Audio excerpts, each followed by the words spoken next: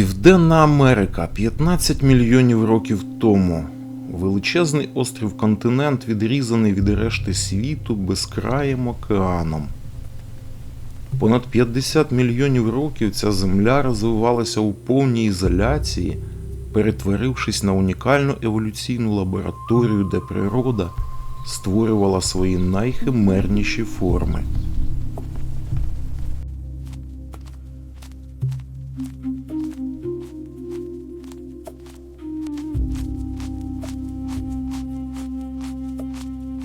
Хижаки тут теж особливі. Бора гієна, на перший погляд вона нагадує вовка чи гієну, але насправді це сумчастий звір, приклад дивовижної конвергентної еволюції. Однак у цій біолабораторії совці так і не змогли захопити вершину піраміди. Справжні господарі цих земель носять не хутро, а пір'я. Після зникнення динозаврів саме птахи у Південній Америці взяли реванш. Поки на інших континентах світом правили коти та ведмеді, тут еволюція зробила ставку на швидкість та нищівну міць дзьоба. Чому птахи? У відкритих степах міоцену перевагу отримує той, хто швидше бігає і бачить далі. Але навіть серед жахливих птахів є свій король. Найбільший, найважчий і найнебезпечніший.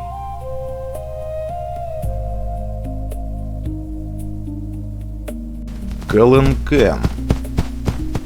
3 метри зросту, чверть тонни ваги та череп завдовжки майже метр.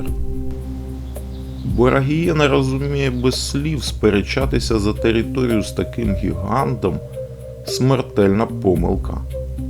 Мисливські угіддя належать тільки йому. Келенкен Гільєрмої. На сьогодні це абсолютний рекордсмен серед усіх відомих науці жахливих птахів. Його відкриття у 2004 році в Патагонії змінило наше уявлення про межі пташиної анатомії. Череп Келенкена сягає 71 см. Це найбільша голова серед усіх літаючих та нелітаючих птахів в історії Землі.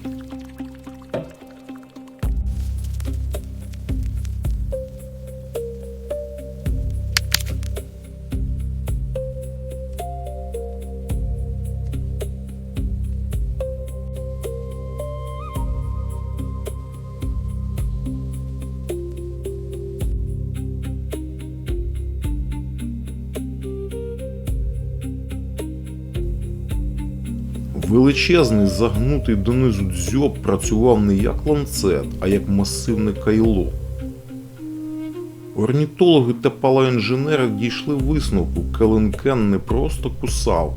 Завдяки жорсткому зрощенню кісток черепа він міг завдавати нищівних ударів зверху вниз, використовуючи інерцію всієї своєї маси. Його головна ціль – дрібні та середні копитні, але Келенкен прагматик. Навіщо витрачати сили на погоню, якщо можна просто відібрати чужий обід?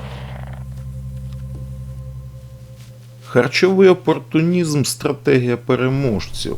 Проти такої маси та величезного дзьоба у сумчастих хижаків немає жодного аргументу.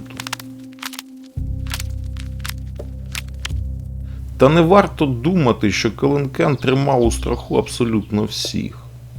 Були ті, кому його розміри здавалися незначними. Гомфотерій – давній родич слонів, що зайшов на ці землі. Проти такого гіганта з такими іклами навіть у Келенкена не вистачить сміливості.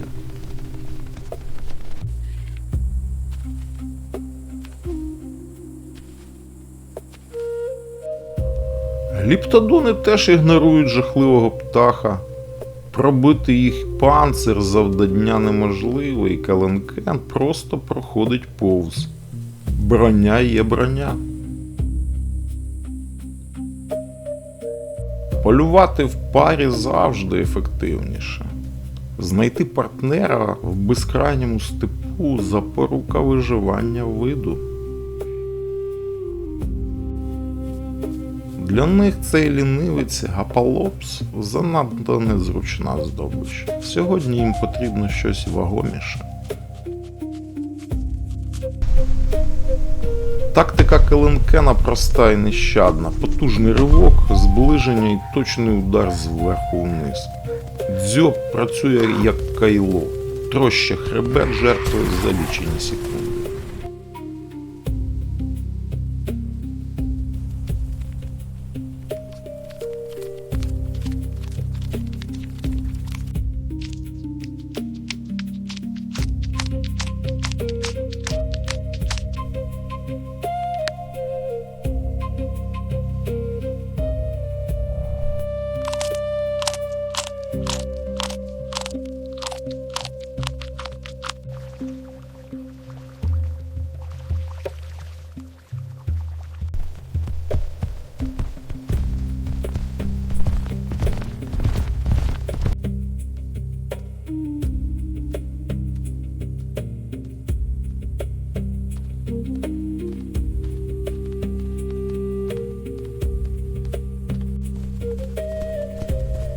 Але удача мінлива, навіть великі мисливці іноді повертаються ні з чим. Молоді астропотерії сьогодні виявилися швидшими.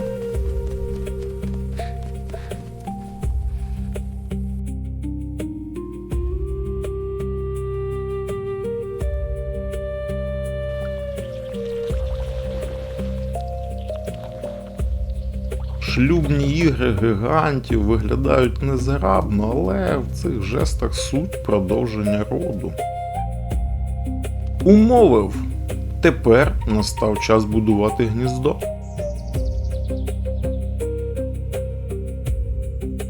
Келенкени дають життя небагатьом пташенятам, зазвичай у кладці лише пара яєць. Батьківська турбота тут стає питанням життя і смерті, залишити гніздо не можна ні на мить.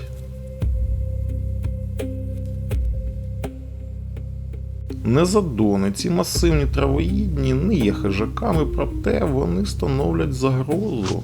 Один необережний рух багатотонного стада і гніздо може бути просто розтоптане.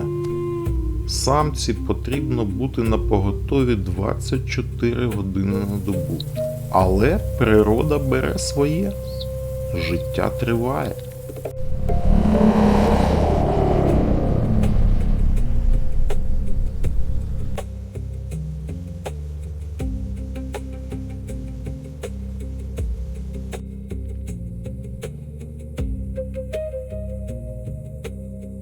Пташенята ростуть швидко, їхній апетит не знає меж.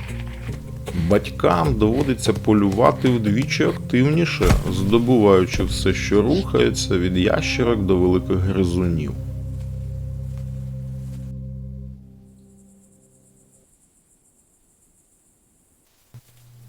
Поки молоді келенкени їдять, дорослий птах перетворюється на нерухомий живий щит.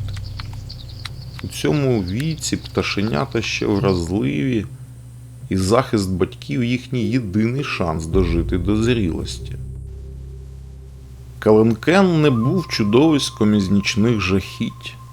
Він був досконалим продуктом своєї епохи, вершиною інженерної думки еволюції в ізольованому світі.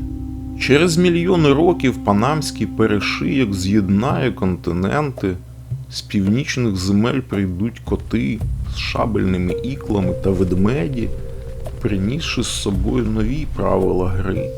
Царство великих птахів почне схилятися до занепаду.